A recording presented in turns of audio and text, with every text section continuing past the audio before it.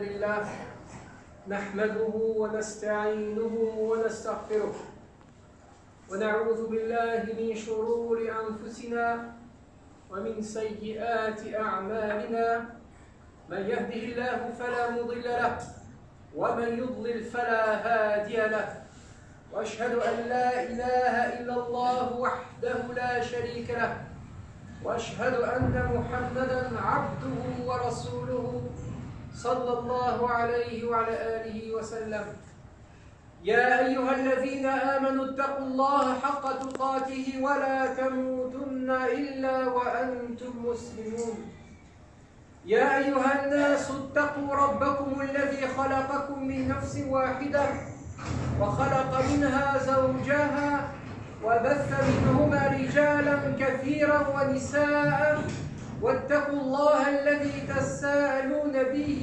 والأرحام إن الله كان عليكم رقيبا يا أيها الذين آمنوا اتقوا الله وقولوا قولا سديدا يصلح لكم أعمالكم ويغفر لكم ذنوبكم ومن يطع الله ورسوله فقد فاز فوزا عظيما أما بعد فإن أصدق الحديث كتاب الله وخير الهدي هدي محمد صلى الله عليه وعلى آله وسلم وشر الأمور محدثاتها وكل محدثة بدعة وكل بدعة ضلالة وكل ضلالة في النار عباد الله إخوة الكرام أحبتي كم هو حبيب إلى نفسي أن أجلس فيما بينكم وأن أصافح وجوهكم هذه الوجوه الطيبة النيرة فنسأل الله عز وجل أن يبارك لنا فينا جميعا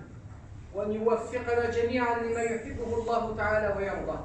Mes très chers frères et sœurs, comme ma joie est grande d'être parmi vous aujourd'hui, le destin d'Allah tabaraka wa ta'ala est au-dessus de toute chose.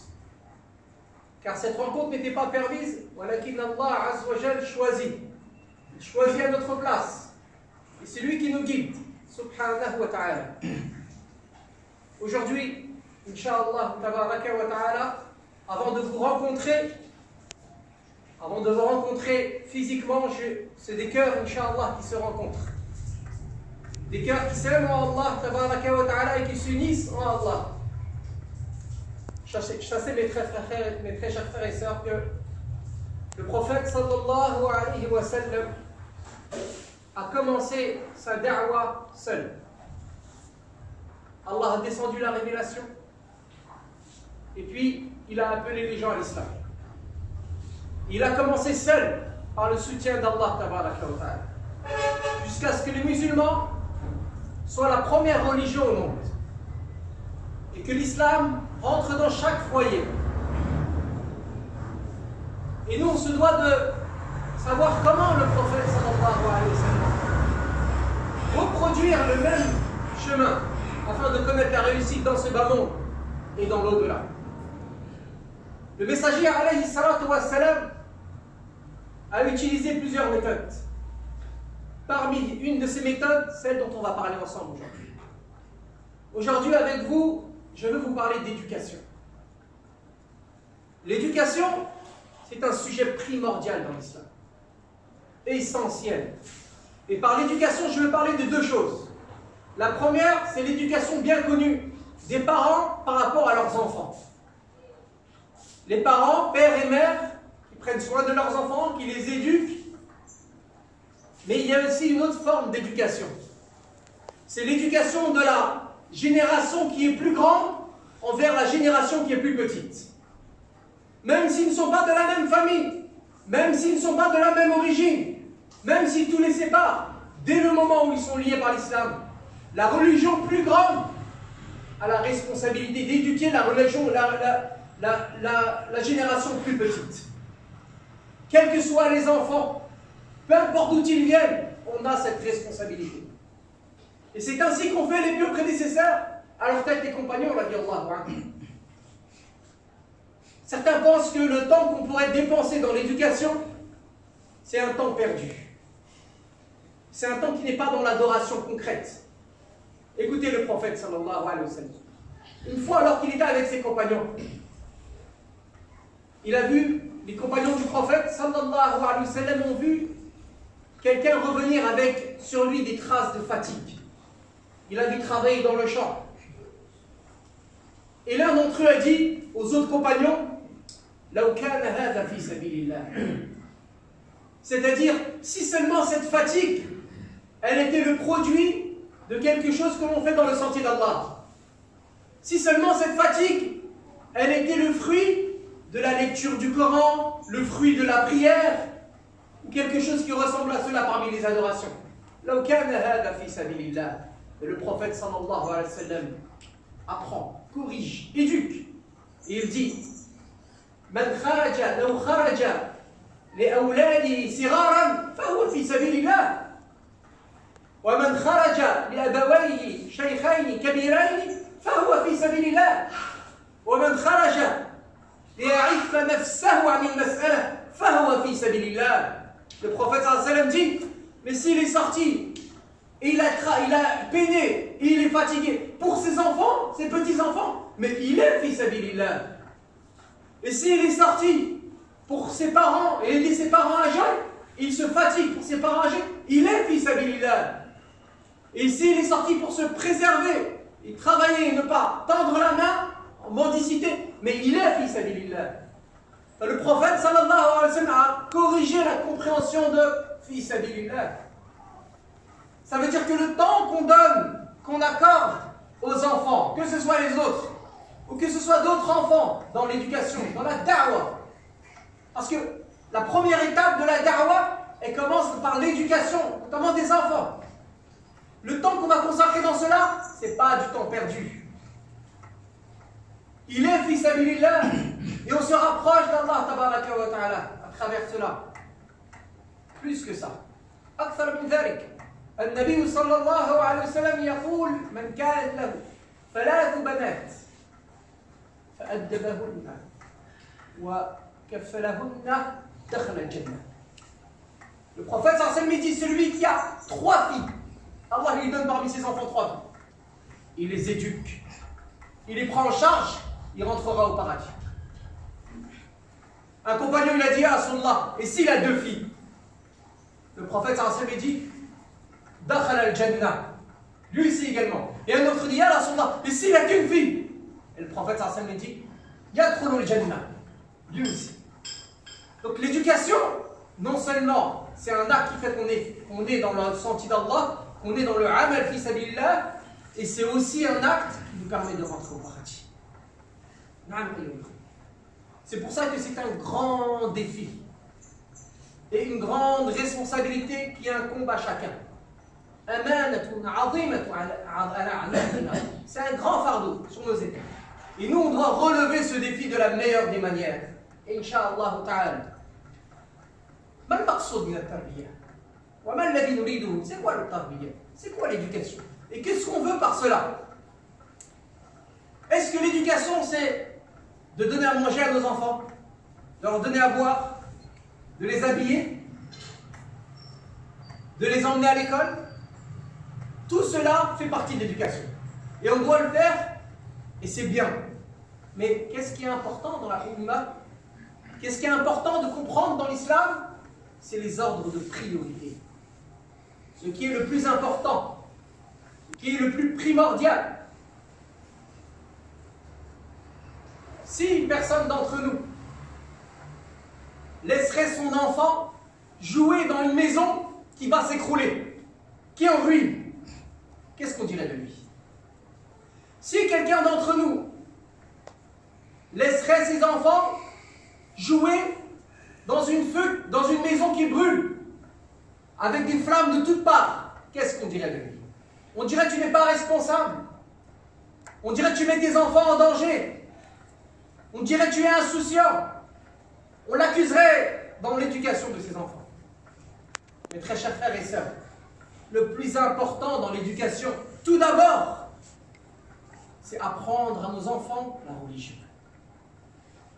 Apprendre à nos enfants qui est Allah tabaraka wa ta'ala. Et donner du temps, consacrer du temps à cela. C'est la base de l'éducation. On ne peut pas laisser nos enfants, ceux qu'on aime, ceux qu'on protège, ceux à qui on veut du bien, absolument, tout le temps. On ne peut pas les laisser en danger dans des maisons en ruine. En danger dans des maisons où les flammes brûlent. Ce n'est pas les flammes de ce bas monde, mais c'est les flammes de l'enfer qui peuvent les menacer s'ils ne connaissent pas Allah, s'ils ne connaissent pas leur religion, s'ils n'apprennent pas qui est leur créateur, s'ils n'apprennent pas à adorer leur créateur, s'ils ne connaissent pas leur au-delà. Voici la base de l'éducation. C'est pour ça que le prophète Allah Ta'ala dit dans le Coran: Ya ayyuhalladhina amanu, qu anfusakum wa ahlikum nar. Ô vous qui avez cru, protégez-vous ainsi que votre famille du feu. Un ordre d'Allah Ta'ala. Protégez votre famille du feu de l'enfer. Tout d'abord. Et ça, c'est la base de l'éducation. C'est pour ça que nous, il y a des termes ou des concepts dans la vie qu'on doit mettre dans le cadre et le moule de l'islam. Quand on interroge les gens et on leur dit: c'est qui le perdant? C'est qui le ruiné? Les gens vont dire: c'est celui qui a perdu sa maison. C'est celui qui a perdu son travail. C'est celui qui a perdu son argent. C'est celui qui a perdu sa femme. Celle qui a perdu son mari. On va dire c'est lui le perdant. Et Allah Ta'ala, il ne dit pas ça. Allah Ta'ala, il dit: Innal khasirin alladhina khasiru anfusahum wa ahlihim yawm al-qiyamah. Allah dit non, les vrais perdants, c'est ceux qui ont perdu leur propre personne et qui ont perdu leur famille le jour de la résurrection. Le jour de la résurrection, le jour de la rencontre d'Allah Tabaraka wa Ta'ala. C'est pour ça, mes très chers frères, il faut donner de l'importance à l'éducation. Et c'est le défi à chacun. Celui qui a des enfants, il les éduque, il leur apprend la religion. Qui est Allah? Et il apprend cela même aux autres. À l'école, les orphelinats, les voisins. Apprenez la religion aux gens. Transmettez-la, éduquez la plus petite génération. C'est une responsabilité qui incombe à chacun. Et c'est comme ça que les premiers ont réussi. C'est comme ça que les premiers ont fondé cette Oumma. Et que la Oumma de l'islam a atteint des sommets aussi élevés. Par cette éducation, cette da'wa qui se faisait au quotidien. La connaissance d'Allah, ma'rifatullah tabaraka wa ta'ala, asasun fil tarbiyya. La connaissance d'Allah, c'est la base de l'éducation. Apprendre à nos enfants, apprendre aux jeunes qui est Allah Ta'ala, à ses noms et ses attributs, c'est par cela qu'Allah Tabaraka wa Ta'ala, Inch'Allah, s'il le veut, préservera leur cœur. Aujourd'hui, 4 noms d'Allah Tabaraka wa Ta'ala. 4 noms d'Allah que vous allez entendre et qui permettent de structurer l'éducation de nos enfants sur la connaissance d'Allah. Parce que plus on va connaître Allah, plus on va réaliser notre tawhid, plus on va n'adorer que lui, subhanahu wa ta'ala, plus on va lui vouer un culte exclusif sans rien lui associer, plus on suivra la sunna de son prophète sallallahu alayhi wa sallam. Le premier nom, Al-Alim. Allah Azza wa Jal, huwa Al-Alim. Al-Alim, ça veut dire l'omniscient. Allah sait toutes choses. Sa science est infuse. Il n'y aurait quoi que ce soit qui ne pourrait se savoir sans que Allah Ta'ala le sache parfaitement. Allah ne peut ignorer. Subhanahu wa ta'ala. Ya'lamu kha'inata al-a'yun wa ma tukhfi as-sudur. Même ce qu'il y a dans nos poitrines, même ce qui tourne dans nos têtes, Allah le sait. Subhanahu wa ta'ala. Allah nous voit quand parfois personne ne voit, nous voit et autour de nous. Allah nous entend quand personne nous entend autour de nous. Quand tu es seul, Allah Azza wa Jal te voit et t'entend. Subhanahu wa ta'ala. Allahu Alim. Deuxième nom, Allah huwa al-Qadir. Allah, il est capable de toutes choses. Il est l'omnipotent. Aucun obstacle à sa volonté. Allah peut tout faire. réalisé. Personne ne peut résister à Allah. Il est le plus puissant, subhanahu wa ta'ala. Même si on est dans des situations critiques, même si on a perdu tout espoir, Allah est capable de toutes choses. Le troisième nom, Allahu huwa al-Hakim. Allah, il est le sage. Il est le sage, c'est-à-dire que tout ce qui vient d'Allah est à sa place. L'harmonie totale. Sa religion, ses décrets, ses ordres, ses interdits, tout est à sa place. Le destin, c'est à sa place. Tout ce qui vient d'Allah, tabaraka wa ta'ala, est à sa place, parfaitement. Si nous, on n'est pas en accord, si nous, on n'accepte pas, c'est nous qui ne sommes pas à notre place. Tout ce qui vient d'Allah est à sa place, totalement. Et la plus grande sagesse d'Allah, c'est de nous ordonner le tawhid et de nous ordonner l'adoration. Car il y aurait une chose qui serait plus à place qu'un serviteur d'Allah qui prie que pour Allah et qui n'invoque que Allah et qui ne sacrifie que pour Allah. Et il y aurait une chose qui serait le moins à sa place dans cette existence qu'une personne qui ferait une adoration pour autre qu'Allah. Il n'y a pas une chose qui n'est pas à sa place telle que ceci. Ça veut dire que le tawhid, l'unicité d'Allah, c'est ce qui est le plus à sa place, c'est la plus grande sagesse. Et ce qui s'oppose à la sagesse, c'est l'injustice. Et la plus grande des injustices, la plus grande des injustices, c'est d'associer Allah. Faire une adoration pour autre que lui. Sacrifier pour autre que lui. Demander des intermédiaires pour accéder à lui. Allah est le plus grand. Allah est le plus sage, le plus savant, le plus puissant. Il accepte nos repentir. Il aime nous voir revenir vers lui. Et il exauce nos du'as. Il faut seulement revenir vers lui directement. Et c'est un honneur pour nous. Le quatrième nom. Allah huwa ar-Rahman. Bal huwa ar-Rahim kadhalik. Allah, il est le miséricordieux, le clément. Sa miséricorde a devancé sa colère. Sa miséricorde enveloppe toute chose, recouvre toute chose.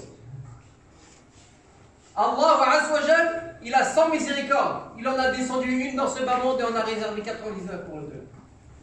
Allah est miséricordieux. Il est pardonneur.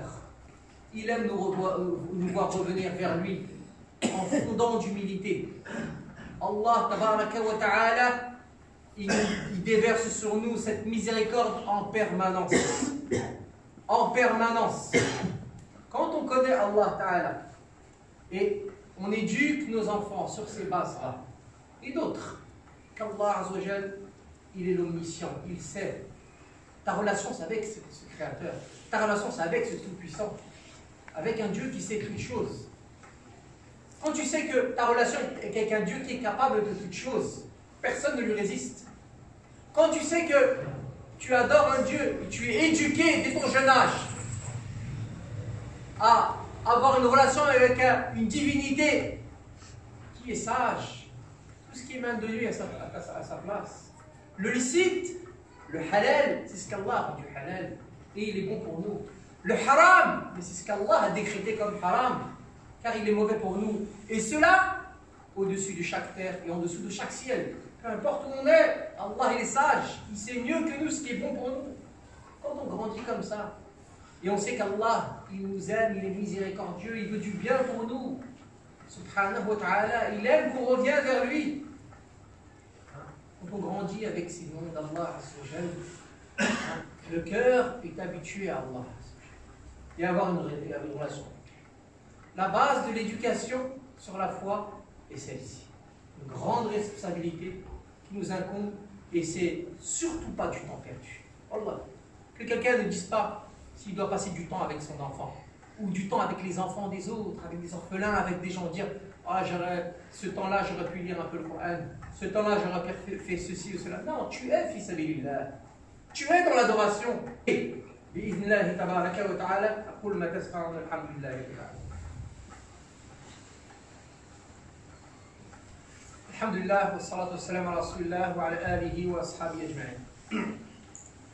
أيها الإخوة mon très cher frère. فاقد الشيء لا يعطيه. Proverbe bien connu nous dit que celui qui n'a pas quelque chose, qui ne détient pas quelque chose, il ne peut pas l'offrir aux autres. Si nous ici on parle de responsabilité dans l'éducation, on dit que nous, la génération plus grande, nous sommes responsables de la génération plus petite. Et que ça, c'est la base de la da'wa fi sabilillah. D'appeler Allah, des efforts du prophète sallallahu alayhi wa sallam et des compagnons. Si nous disons cela, comment pouvons-nous offrir aux autres ce que l'on n'a pas? Donc on doit commencer par nous si on a des manquements. On doit commencer par nous. Si on doit transmettre aux autres, on doit apprendre notre religion. Savoir qui est Allah, pour mieux l'adorer. Savoir qui est le prophète sallallahu alayhi wa sallam, pour mieux le suivre. En faisant cela, on pourra l'offrir aux autres. Sachez que les enfants que vous voyez, les enfants qu'il y a ici dans cette île, tous les enfants d'une manière générale, parmi les musulmans, c'est eux qui seront les hommes et les femmes de demain. C'est eux qui vont prendre la suite, le relais, après nous. Et la génération qui va succéder, elle a deux issues. Écoutez bien, peut-être que les gens ici, ils ont construit des mosquées, font des efforts dans la religion, font des écoles, ils apprennent ce qu'ils peuvent comme dans la religion, ils font du bien. Ils vont laisser ça, et vous allez le laisser, obligé, à la génération qui arrive, aux enfants qui courent ici, là, vous voyez partout, aux petites filles, aux petits garçons. C'est eux qui, après, vont avoir cette responsabilité. Que vont-ils faire? Lisez l'histoire, vous allez voir que la génération qui succède, soit elle détruit ce qu'ont fait ceux avant eux, soit elle le fait grandir. Soit elle va prendre le relais, mais elle ne va pas être éduquée. Elle ne va pas donner d'importance à sa religion. Pas donner d'importance aux valeurs de l'islam. Et elle va détruire tout ce que vous avez construit, tout ce que ceux qui vous ont précédés ont construit. Ou soit la génération va être éduquée, va connaître Allah, et elle sera efficace dans le din et dans la dunya, dans ce bas monde, et aussi pour l'au-delà et la religion, et aussi dans ce bas monde. Elle sera active, elle travaillera bien à l'école, ils auront des beaux métiers. Pourquoi? Parce que c'est la religion qui va donner ça. Et tout ce qu'on a construit, tout ce que vous avez construit ici également, elle va le faire grandir, elle va le faire devenir encore plus fort. Ibnillah, par la grâce d'Allah, tabaraka wa ta'ala, par son aide, puis par votre éducation, par l'importance que vous avez donnée à vos enfants. نسأل الله عز وجل أن يبارك في هؤلاء الأولاد كلهم يا رب العالمين. اللهم وفقهم لما تحب وترضى. اللهم وفقنا جميعا يا ذا الجلال والإكرام يا أرحم الراحمين يا أكرم الأكرمين. اللهم اغفر لنا ذنوبنا كلها دقها وجلها أولها وآخرها سرها وعلانيتها وما أنت أعلم به منا. اللهم نسألك رضاك والجنة ونعوذ بك من سخطك والنار يا عزيز يا غفار. اللهم نسألك الهدى والتقى والعفاف والغنى. اللهم نسألك الهدى والتقى والعفاف والغنى. اللهم اهدنا واهد بنا واجعلنا سببا لمن اهتدى يا ذا الجلال والإكرام. اللهم نسألك علما نافعا وقلبا خاشعا وإيمانا دائما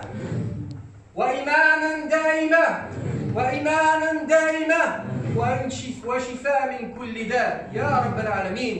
اللهم آت أنفسنا تقواها وزكها أنت خير من زكاها أنت وليها ومولاها. اللهم لا إله إلا أنت سبحانك إنا كنا من الظالمين. فإن لم تغفر لنا وترحمنا لنكونن من الخاسرين. اللهم بارك في أهل هذا البلد. اللهم بارك فيهم يا رب العالمين. انزل عليهم من الخيرات. اللهم انزل عليهم من الخيرات يا ذا الجلال والإكرام. اللهم ثبتهم على الدين، اللهم ثبتهم على الدين، اللهم ثبتهم على الدين، اللهم اسقي العطش منهم، واطعم الجوع منهم، واكسي العرى منهم يا رب العالمين يا ذا الجلال والإكرام. اللهم ارفع راية الإسلام في كل مكان، واعل بفضلك كلمة الحق والدين. اللهم ارفع راية الإسلام في كل مكان يا ذا الجلال والإكرام يا أرحم الراحمين. اللهم اشف مرضى المسلمين، اللهم عافيهم يا رب العالمين. اللهم ارحم موتى المسلمين، اللهم اغفر لهم وارحمهم وعافهم فاعف عنهم واكرم نزلهم ووسع مدخلهم. اللهم ارزقنا قبل الموت توبة، وعند الموت شهادة، وبعد الموت جنات ونعيمة. وصل الله وسلم وبارك على محمد وعلى آله وأصحابه أجمعين، والحمد لله رب العالمين. قوموا إلى صلاتكم يرحمكم الله.